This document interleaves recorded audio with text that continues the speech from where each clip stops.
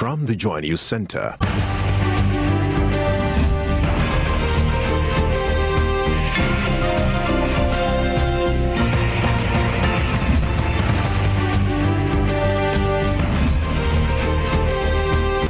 This is News at 8.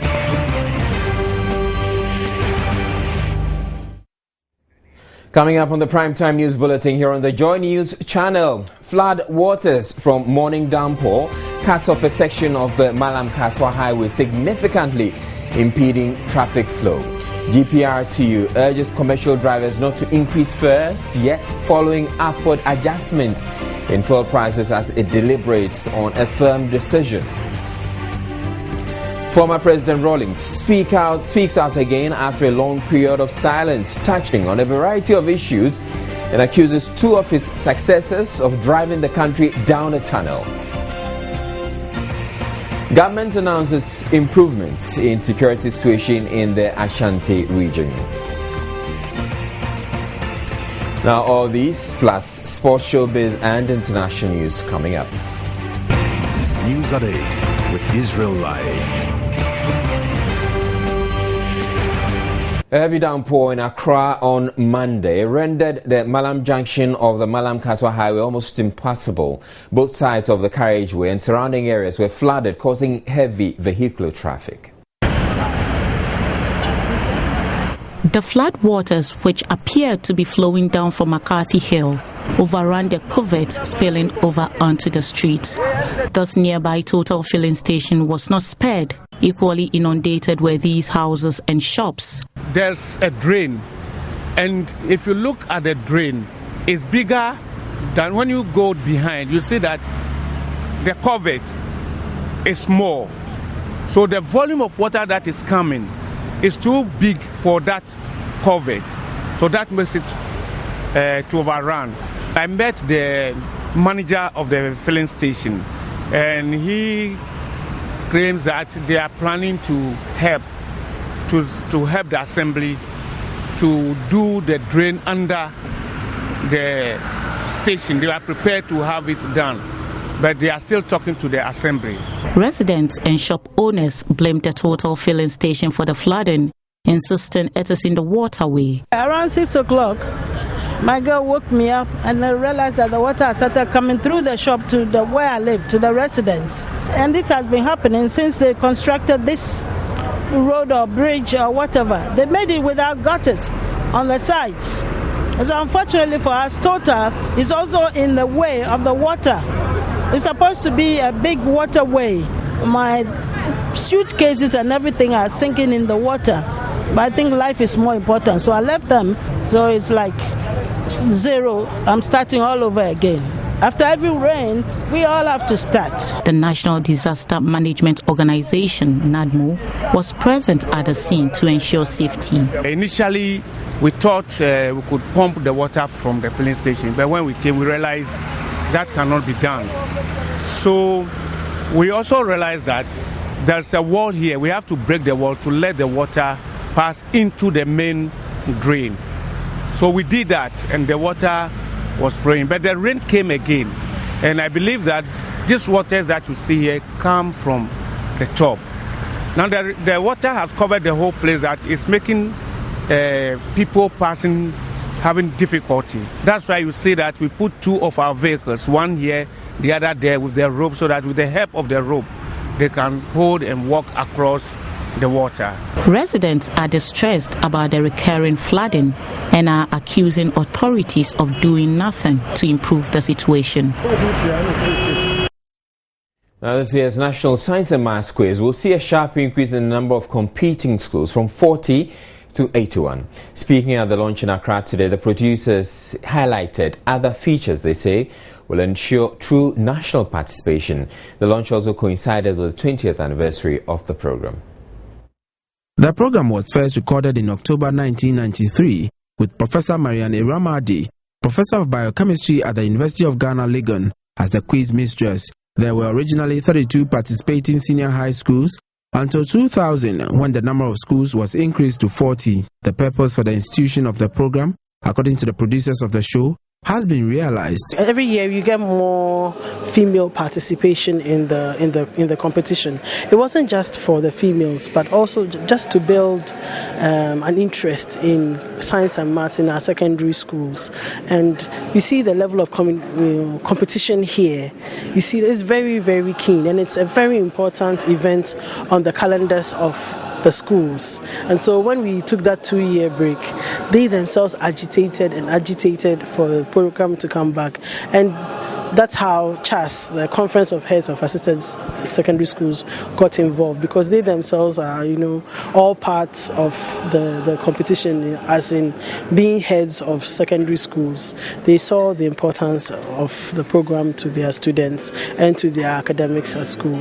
The managing director of Primetime Limited, producers of the program, said there are plans for further increase in the number of participating schools next year. Next year, we intend to have 135 schools competing, though every year is going to get bigger and better. Instead of having only 40 schools, we have 81 schools participating.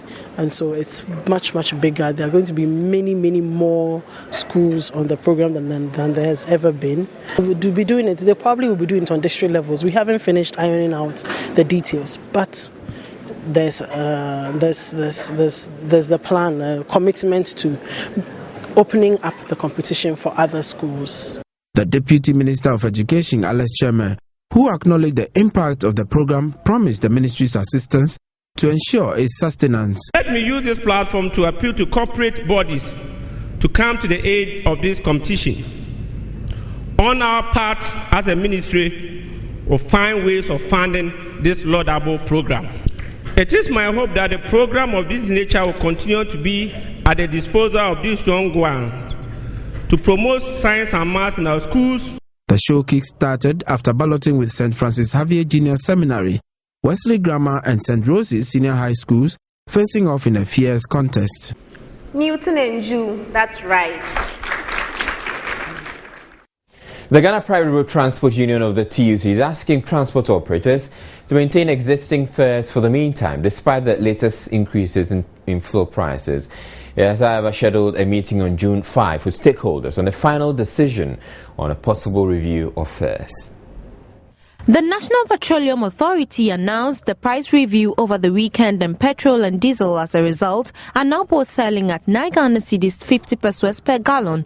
The main complaint of the GPRTU is that the announcement took them by surprise. The announcement came on Saturday morning. I had it on radio Saturday morning.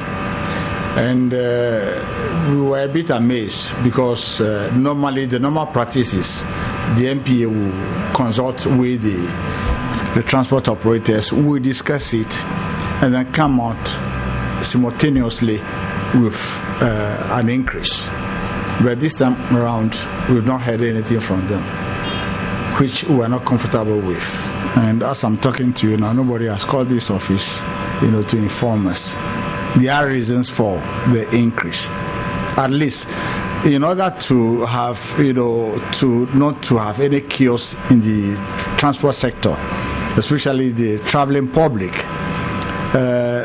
we try to come out with a transport fare increase so that the commuters will not be quarreling with the drivers and the mates. This notwithstanding, he says commercial drivers should not charge arbitrarily. Management will be meeting this coming Wednesday to discuss it and see if we have to increase the transport fares or not. As at now, we are making a passionate appeal to our members to maintain the existing fares in order not to create any confusion at the loading points across the entire country. The current adjustment, according to the National Petroleum Authority, completely removes subsidies on petrol, diesel and LPG. You're watching the Primetime News here on the Joy News channel. We're taking a break. We'll be back shortly.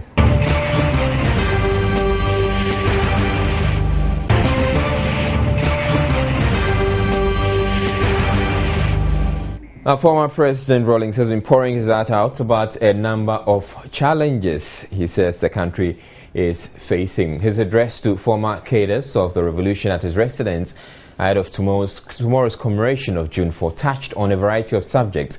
From the economy, he says, wasn't doing as well as is being suggested by the international community, what he describes as land grabbing by foreigners and chiefs, and the general lack of discipline in society. He also accused two of his successors, President Kufuor and the late President Mills, of driving the country down a tunnel, and hoped President Mahama would succeed in pulling the country out of that tunnel. Ghana appears to have been moving towards an irreversible situation down a tunnel, thanks to Presidents Mills and Kufuor. President Mahama, no doubt, has now the difficult task, responsibility to pull this country out of that tunnel. How well, how far, how soon John IV can achieve that is hard to say. The international media keep creating the impression that Africa is enjoying an economic upsurge. That is no doubt the case for a tiny minority. The reality for the vast majority, however, is a painful situation. Can you believe that a minister of state, a place has been demarcated for a road, the area for residences have been parceled out, people have built their places. Illegally, a Secretary of State goes to plant his wall right in that road. If a Minister of State can get away with it, why wouldn't somebody else get away with other things? I can tell you how the power of attorney from the Bank of Ghana was vested in a top executive of a certain gold mining company, believing that it would be used to protect our precious resource. Little did we know that he was going to use that privilege to enrich himself in foreign banks. June 4th was about restoring the dignity of the ordinary man and woman and punishing those who openly paraded corruption.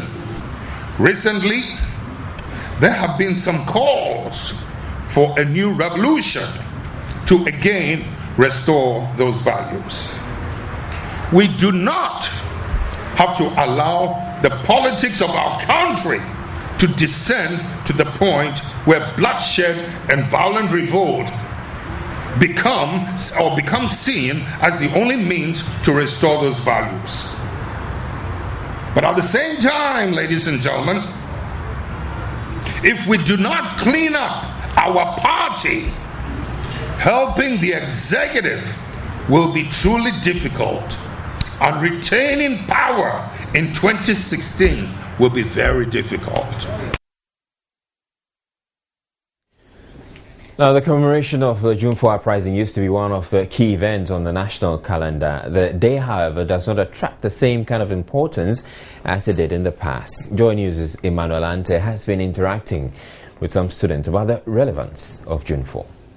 The Armed Forces Revolutionary Council, AFRC, which was led and inspired by former President Flight Lieutenant General John Rawlings, took power in June 4, 1979 in a bloody coup that removed the Supreme Military Council, another military regime, from power. The June 4 coup was preceded by an abortive attempt on May 15, 1979, which saw the arrest of the then Flight Lieutenant General John Rawlings and other ranks. The day became more significant on the political calendar of the country during the PNDC regime and the first two terms of the NDC government in the Fourth Republic, led by former President Rawlings. In 2001, however, the Kufuor administration managed to have the celebration outlawed. Stifled of the resources of the state, which was used to back the celebrations, the day began to lose its significance, a decline that could not be revived even during the administration of Professor John Evans Atta-Mills's NDC government. Little wonder, students of today have little knowledge about events of June 4.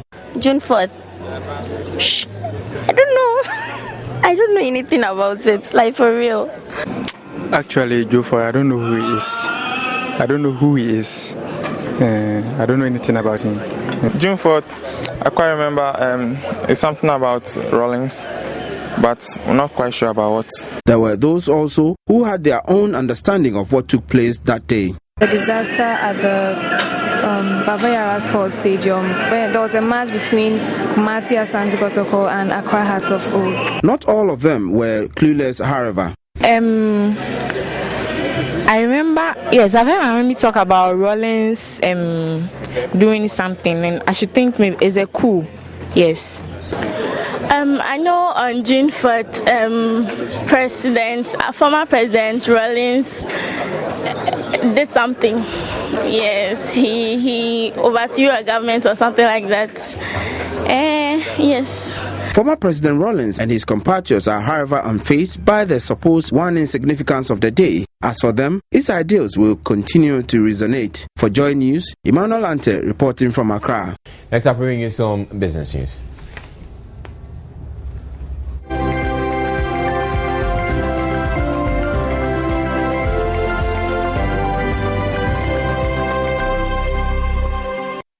Now, State Power Generator VRA says increasing utility tariffs is a sure means of preventing a halt in its operations. The VRA over the past month has been making a strong case for an upward review of utility tariffs. Some consumers have, however, argued that the power generator should look at collecting all monies owed it to address shortfalls in credit for its operations. But the Chief Executive, Kuku Awuchi, tells Joy Business, though they are working to collect monies in debt, this would address the challenge only in the short term. Ms. Awuchi, however, disagrees with arguments that consumers cannot bear any upward increase in tariffs. Meanwhile, Joy Business has gathered the Public Utilities Regulatory Commission will tomorrow begin its first round of stakeholder meetings on utility tariff review with the Ministries of Finance, Works and Housing and Energy and Petroleum. Commercial vehicle owners would from next month be paying 2 times the amount they are currently paying as vehicle income tax. This was a resolution reached last Friday after a stakeholders meeting involving transport operators and the Ghana Revenue Authority. The 2-week meeting became necessary after government hinted of the increase in this year's budget as part of the proposed tax increases to boost its revenue. A special stakeholder meeting is expected to be instituted to ensure the smooth implementation of the increases after approval from Parliament. In other business news, technology giant Apple is set to begin its defense against charges by the U.S. government that it tried to fix the prices of e-books. The iPad maker is accused of working with publishers in 2009 to set prices in an effort to compete in the book market dominated by Amazon. Quotes from Steve Jobs' official biography have been cited as evidence in the case. The 3-week non-jury trial begins on Monday in New York. The U.S. Department of Justice alleges Apple agreed with publishers that they should set the price of e-books rather than allowing individual retailers to do so, a system known as the agency model. Prosecutors claim this allowed Apple to take a percentage of sales made through its iBooks platform. They allege that this practice prevented Amazon from charging lower prices. 5 publishers originally named as defendants alongside Apple have already reached settlement in which they agreed to terminate their e-book agreement with Apple. Now, the United Nations Food and Agriculture Organization estimates that Africa will face a 2 to 9% decrease in GDP from agriculture as a result of climate change. The situation is likely to aggravate poverty and food security on the continent if strong policy interventions are not put in place. Government has meanwhile approved the climate change and environmental policy to deal with its effects. Flooding and droughts are expected to be more frequent and severe in Africa as a result of global warming, which continues to change the continent's climatic conditions. The negative effects of climate change on development may not be new, but are said to be increasing at faster rates and threatening the continent. Global warming of 0.2 degrees Celsius per decade is now expected over the next 20 years. Experts say even if levels of greenhouse gases are maintained at the same concentration as in 2000, there is a prognosis of a further 0.1 degrees Celsius increase, which is still dangerous over a lifetime. Minister of Environment, Science, Technology and Innovation Joseph Otiengye at the second Climate Change and Population Conference in Accra was worried changes in climate are affecting the agricultural sector. And if you look at the GDP growth for 2012, you find that the aggregate has reduced tremendously. And the reason is simple. Food production has gone up, but just one policy decision in forestry, where all of us on the cabinet table decided to uphold that policy, has reduced aggregate's contribution to the GDP, thereby reducing the GDP growth for the country. The impact is that how do we support poverty amongst our people when the GDP is decreasing? Stronger institutions, including policy and political support, are urgent. And I'm glad to mention here that Ghana now has its climate change policy, for it was approved by Cabinet only 3 weeks ago. And programs of action are being put in place for the effective implementation of the policy. The Regional Institute for Population Studies, however, wants the continent to take advantage of climate change. Well, research, for example, is showing us that the number of rainy days are getting shorter. Okay, number of rainy days are getting shorter, but the amount of rains have remained basically the same. So if the number of rainy days are shorter and the amount is the same, what does it tell you? It tells you that the rains are coming and they are coming more intensively. You couple it with the fact that we've also not done our planning very well. We've built on waterways and we've built where we don't have to build. Once the little rains come, it's going to result in all these floods we are seeing. And so floods are going to be part of us. The blame game, as we think it's time we stop the blame game. We blame people from the West for causing the problem. But that is not taking us anywhere. We need to look at our situation and see how best we can take advantage of the situation. The outcome of the 5-day conference is expected to strengthen policy interventions on Africa's climate change. The pace of decline in the Eurozone's manufacturing sector eased in May as new orders picked up, according to a closely watched survey. Markets Purchasing Managers Index PMI for the Eurozone manufacturing sector rose to 48.3 from April's 46.7, marking its highest level in 15 months. A reading below 50 indicates shrinking activity. However, the sector has now contracted for 22 months in a row, according to the market survey. In Germany, Europe's largest economy, the PMI figure rose to 49.4, just below the 50 threshold, and marking its highest level for 3 months. Spain and Greece saw the most dramatic improvements. Spain's PMI reading of 48.1 was a 24-month high, while Greece's reading of 45.3 was a 23-month high. Up next, we bring you some smart investment tips.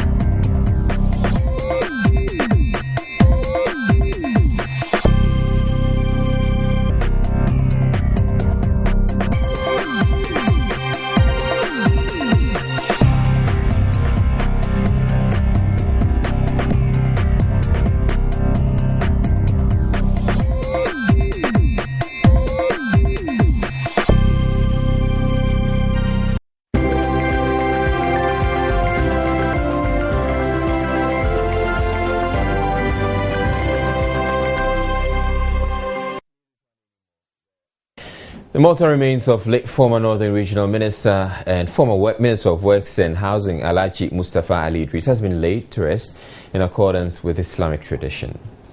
The former minister died yesterday at the 37 military hospital after a short illness. Hundreds of mourners, made up of ministers of state, party functionaries and Muslim sects, gathered at the family house of the late former minister to welcome his mortal remains from the Tamale airport. The chief imam of Tamale, Sheikh Muhammad Abdul Salam, led Salati Zanaza prayers for the late Alhaji Mustafa Ali Idris at the Tamale Central Mosque before he was finally laid to rest at the Tamale Cemetery.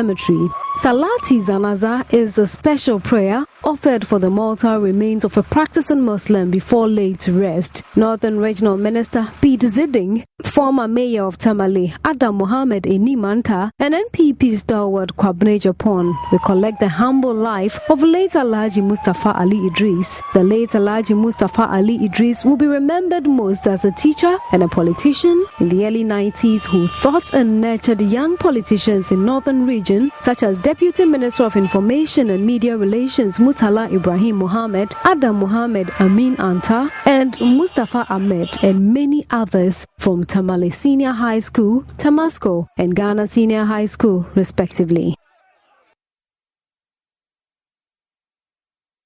Security in Kumasi again dominated discussions at the daily media briefings held at the Flagstaff House today.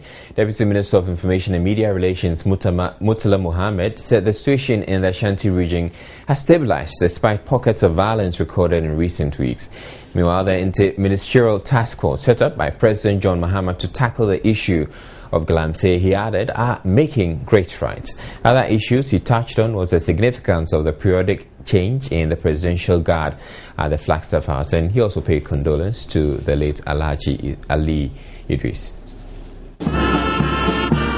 This was a normal practice under Nkrumah, and let me quickly state that it is a normal practice in many countries, both developed and developing.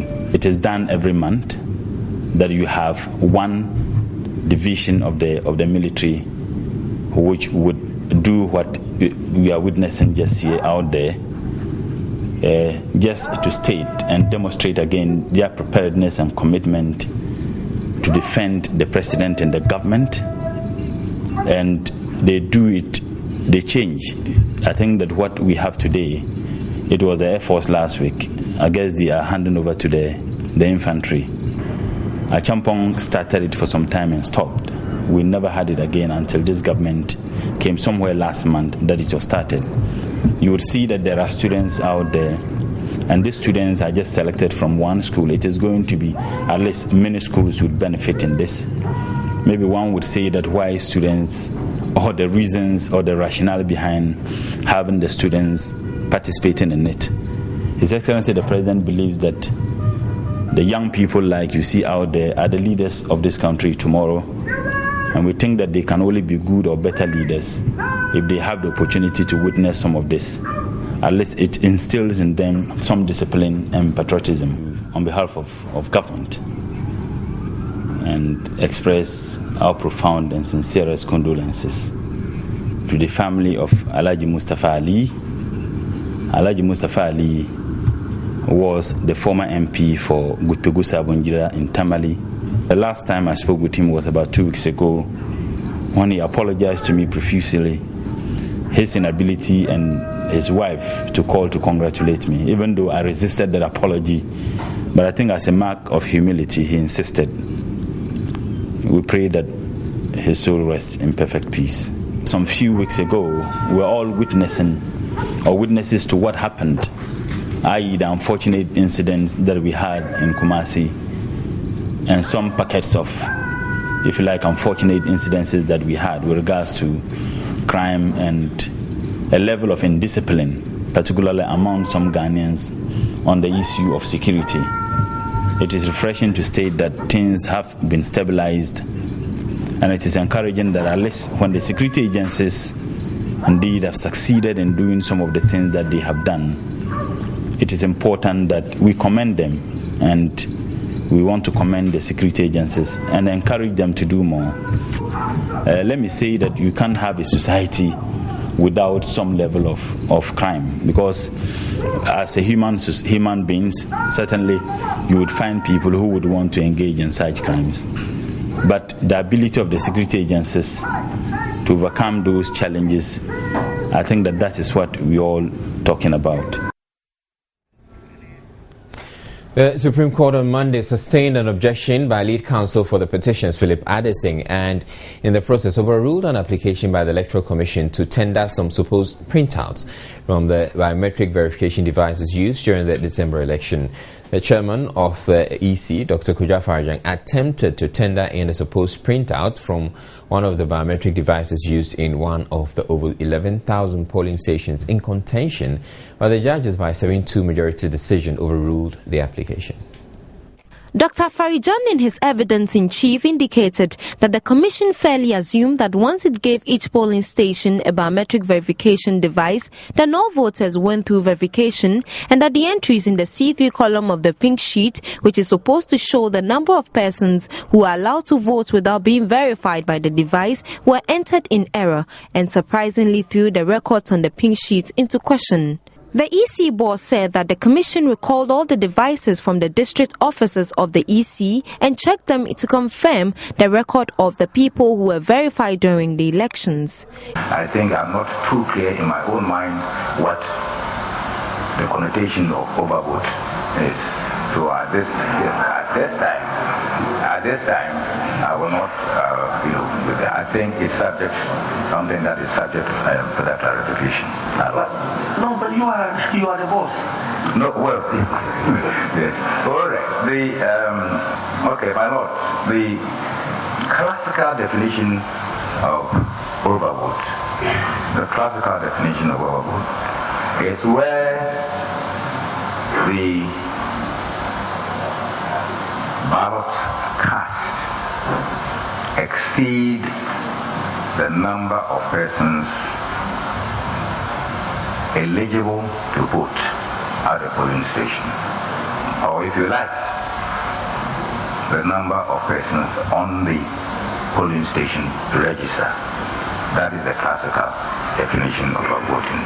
It was at this juncture that the lead counsel tried to tender in one of such printouts, which was objected to by lead counsel for the petitioners, Philip Addison. Philip Addison pleaded with the court not to allow the tendering of the exhibit because there was nothing on the face of that exhibit to show that the document was indeed authentic printout of the events at the particular polling station from the device. He also stated that the document was surprising as the court had clearly directed all parties to file their evidence in support of the case before the start of the substantive case on April 16, which the petitioners had duly complied with, and that the tendering of the document would be contrary to the court's own rules. There was also a dispute over the definite number of pink sheets filed by the petitioners in the ongoing presidential election petition, and the audit of the said pink sheets is still raging. Whereas the respondents are in favor of the use of pink sheets in the custody of the President of the Supreme Court panel as a control measure in the audit,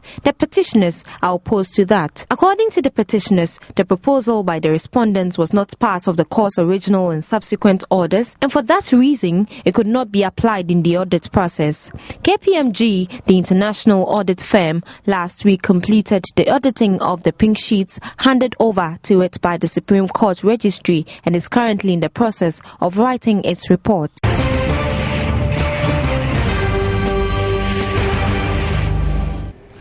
Right, up next we bring you international news.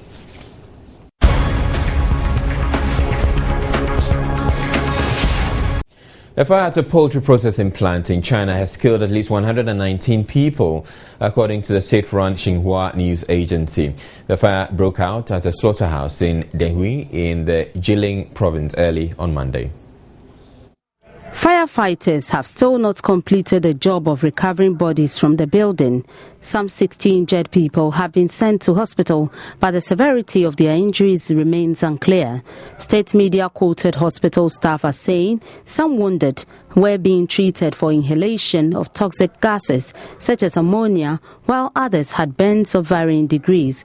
President Xi Jinping, who is on a visit to the Americas, ordered every effort to go into the rescue operation and treatment of survivors, adding that the investigation into the cause of the accident would be vigorous. Sources, including the provincial fire department, suggest there may have been an ammonia leak which either caused the fire or made fighting the blaze more hazardous. Other reports also speak of an electrical fault. It is China's deadliest fire since 2000, when 309 people died in a blaze in a dance hall in Luoyang, in Henan province. Somalia's president says he wants answers from South Africa after the brutal murder of a Somali man in Port Elizabeth. The Somali man, 25-year-old Abdi Nasser Mahmoud Good, was stoned to death on May 30 by a mob. The violence was captured on a mobile phone and shared on the internet. Sheikh Mohammed, Somalia's president, called on his South African counterpart, Jacob Zuma, to act immediately to arrest those responsible. Kamal Gutal, chief of staff in the Somali presidency, said on Monday the president has asked Mr. Zuma and his foreign minister to look into the matter and investigate the brutal killing and violence. The murder is the latest in a number of attacks on Somali immigrants in South Africa. Police are investigating the death, but no one has been arrested. Elsewhere, a unionist has been killed and another wounded at a Lomning-owned platinum mine in South Africa amid tension between rival trade unions. The National Union of Mine Workers, NUM, said the shooting happened near the town of Marikana, 120 kilometers north of Johannesburg. Of Marikana, 120 kilometers northwest of Johannesburg, where police shot to death 34 miners in a single incident in August last year, the deadliest police action since the end of apartheid. Police confirmed the shooting at Marikana, but said they were still gathering details. Seishoska could not confirm who was responsible for the attack. In the past, both unions have accused each other of attacking and killing their members. Meanwhile, a Swiss firm said it had fired 1,000 workers who staged strikes at its chrome operations last week. South Africa's crucial mining sector has been hit by conflict since last year, threatening investor confidence. The Marikana dispute began as a row between the NUM and the rival Association of Mine Workers and Construction Union, AMCU. The court-martial for the U.S. soldier accused of leaking large numbers of classified documents to WikiLeaks has begun in Fort Meade, Maryland. Private Bradley Manning allegedly sent 250,000 diplomatic cables and 500,000 battlefield reports from Afghanistan and Iraq to WikiLeaks in 2009 and 2010. David Manning, 25, is charged with providing more than 700,000 documents to WikiLeaks, an anti-secrecy website, including a video showing an Apache helicopter killing a group of civilians and 2 Reuters journalists in Iraq. He said the move was intended to spark renewed debate on U.S. military action, but the government says the leaks damaged national security and endangered American lives. He faces a possible life sentence if convicted. Julian Assange, the WikiLeaks founder who has taken refuge in the Ecuadorian embassy in London since June 2012 to avoid extradition to Sweden for alleged sex crimes, told Al Jazeera the case is a matter of international diplomatic significance as it involves every country on earth. The military trial at Fort Meade, Maryland is expected to run until at least late August. Prosecutors have said they expect to call more than 100 witnesses. Civil liberties groups say the court-martial has been shrouded in secrecy and threatens to stifle whistleblowers. Manning faces 21 counts, including the most serious one of aiding the enemy, as well as prosecution under the Espionage Act of 1917.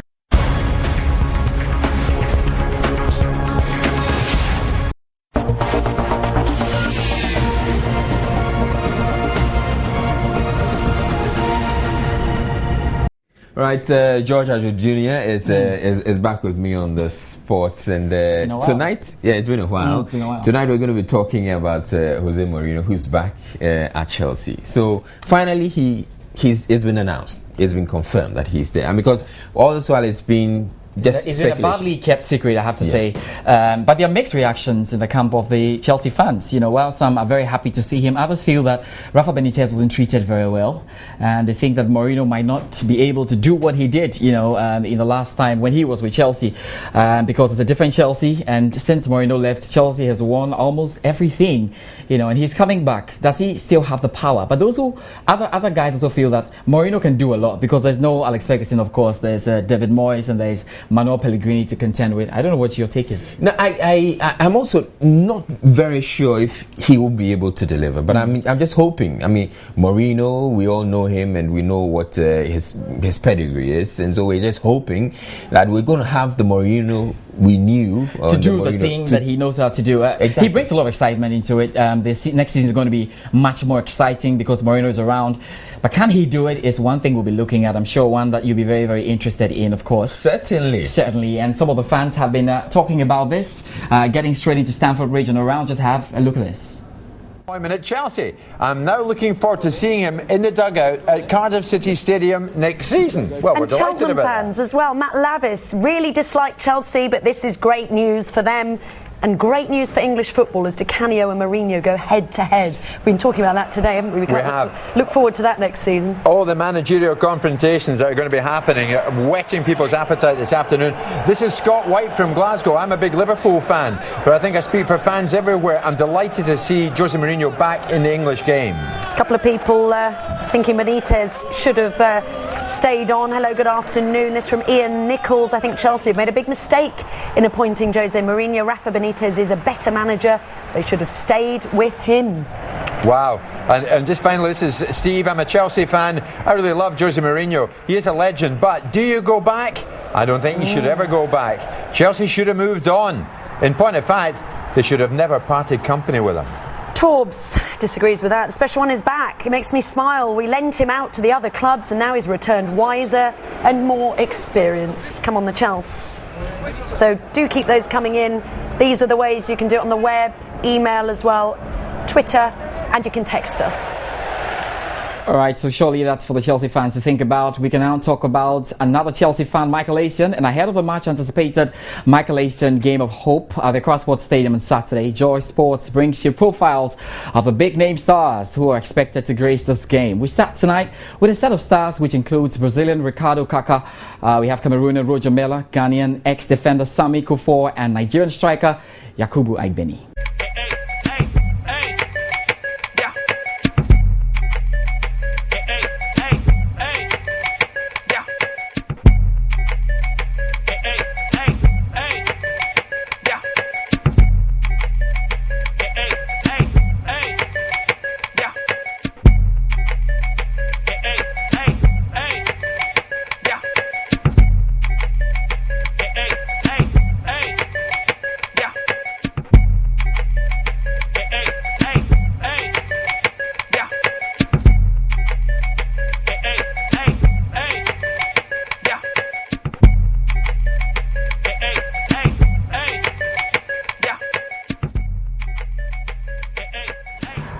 Alright, so you know where to be if you want to watch this game. It's going to be live on the Joy Sports channel on Multi TV on Saturday, and definitely will be around to get you everything. We can now talk about cycling, and the Cowbell National Bike Tour moves into stage 8 tomorrow in Kumasi after the cyclists completed today's race in Techiman.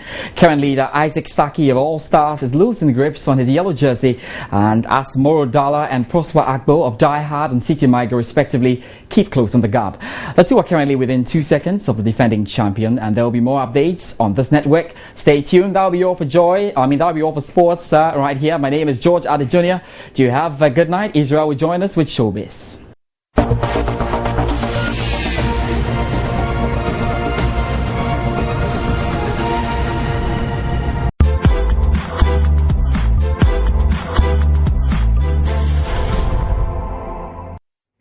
Now, it was built to be one great musical concert headlined by Ghana Music Awards Album of the Year winner EL, supported by several other key artists. And yes, it almost was, except the rains almost messed up the party. The downpour Saturday night disrupted the event at Alliance Francaise, with Ochiame Kwame and Raquel making an appearance.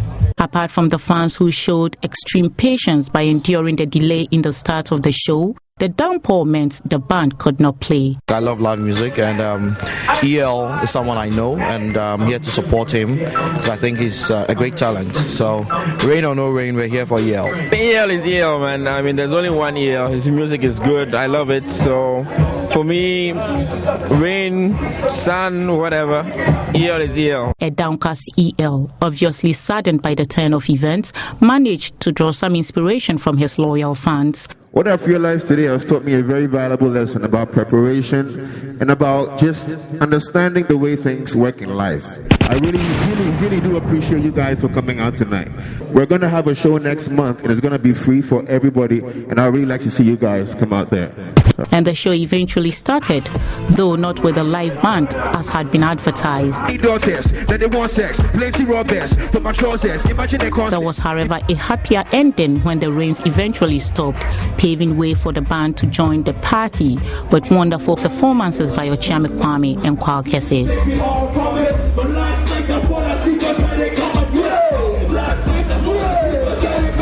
Raquel, whose infamous wardrobe malfunction once upon a time gave her fans more than they had bargained for, showed up on stage in a rather controversial costume to do a duet with EL.